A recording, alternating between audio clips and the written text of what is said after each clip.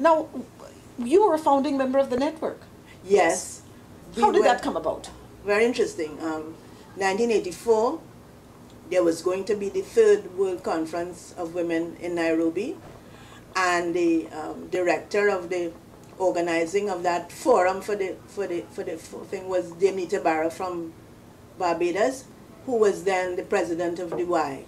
And she instructed all the Y members in the region that they should get women's organizations together to prepare their position to go to Nairobi. So Clarice Manswell St. Louis, who was then the chair of president of Y in Trinidad, called a meeting. Now I tell people all the time, it's significant. In 1984, women's organizations in Trinidad and Tobago didn't communicate or speak with each other.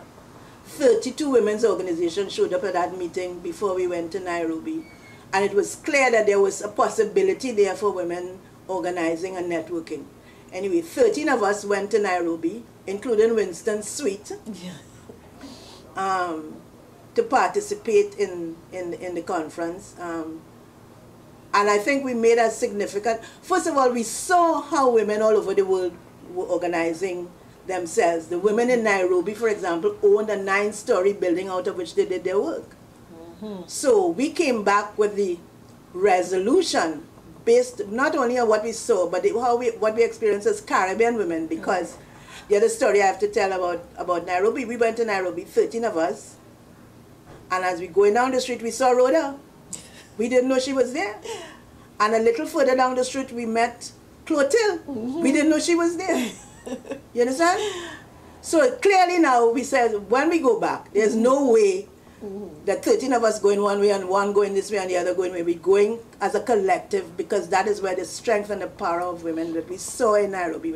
So we came back, and immediately, because we had already kind of become familiar with each other through all kinds of other little things, to create a network which will be a permanent institution for the networking that was required if we were going to follow up on the thrust that there was for women's organizing, not only in politics, right, because we were talking by then about breastfeeding and domestic workers and domestic violence and women's economic empowerment. All of those are the things that we had been dealing with when we were in Nairobi.